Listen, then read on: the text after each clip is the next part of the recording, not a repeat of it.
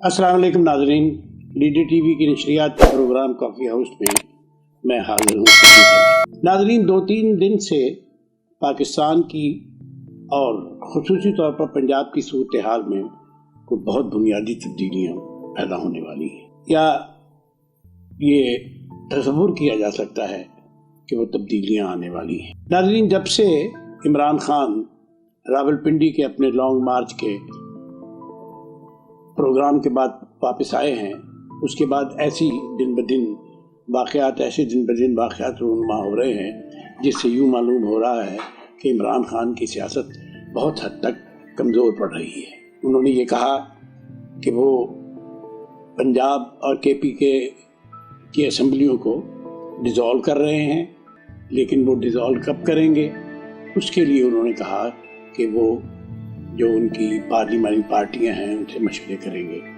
और जाहिर है, जो आदमी पार्लियामेंट में बैठा होता है उसकी ज़्यादा से ज़्यादा ये कोशिश होती है कि वो ज़्यादा से ज़्यादा अर्सा पार्लियामेंट में बैठा रहे। उसमें सिर्फ यही नहीं कि उसका मामला उसके तनख्वाहों का और उसके साथ सहूलतों का, आसाइशों का होता है। दरअसल इंतखाबात के बाद हमारे यहाँ ये रवायत है कि माशरे पर अपना दबदबा कायम रखने के लिए, अदालतों के लिए, थाने के लिए आदमी अपना असर रसूख इस्तेमाल करता है, और उस असर रसूख के लिए वो ये समझते हैं कि हमें इस सीट पर हमारा बैठे रहना जो है वो बहुत ज़रूरी है। इसलिए हत्तुल इम्कान उनकी तरफ से यही कोशिश है जो हमारे सामने आ रही है कि इंतखाबात अभी ना हो और ये असम्बलियाँ जो हैं इन्हें मुअत्तल ना किया जाए। लेकिन नाज़रीन, इस सूरत हाल में 2 चीज़ें बड़ी अहम हमारे सामने आई हैं। एक, मुन्नस इलाही का इंटरव्यू, जिसमें उसने वाज़ेह तौर पर यह बात कह दी कि इमरान खान की ये बात गलत है कि जनरल बाजवा इमरान खान के खिलाफ थे। उस इंटरव्यू में मुन्नस इलाही ने यह कहा कि दरअसल बाजवा बार बार हमें यही पैगाम देते थे कि आप लोगों को इमरान खान का साथ देना चाहिए। अभी ये बात हुई कि बहुत बड़ा तज़ाद आ गया इमरान खान की बात में और मुन्नस इलाही की बात में। मुन्नस इलाही ने तो इमरान खान का सारे का सारा नैरेटिव जो है वो सर के बल कर दिया, पैरों पे नहीं खड़ा था, वो सर के बल कर दिया। उसके बाद की सूरत हाल ये है कि अभी गुज़िश्ता रोज़ इमरान खान की जमात के एक साहब जो कास्त्रो के नाम से पुकारे जाते हैं, उन्होंने काबीना में शमूलियत इख्तियार कर रही है।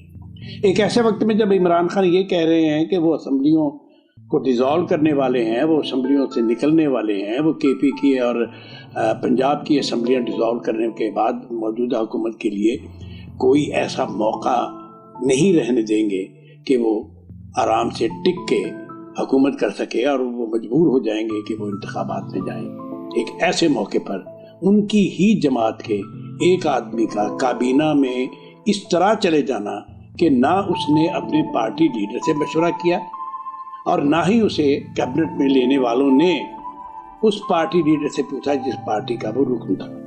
अब 2-3 चीज़ें हमारे सामने बहुत वाज़ेह तौर पर आ रही हैं। इमरान खान पर हमले के बाद परवेज़ इलाही की वो रुकावट जो FIR दर्ज करवाने में आई थी, और जो वाज़ेह तौर पर परवेज़ इलाही का बयान भी हमारे सामने आ गया। दूसरा, मुन्नस इलाही का बयान, और तीसरा, इस वक्त जो कास्त्रो ने काबीना में शमूलियत इख्तियार की है।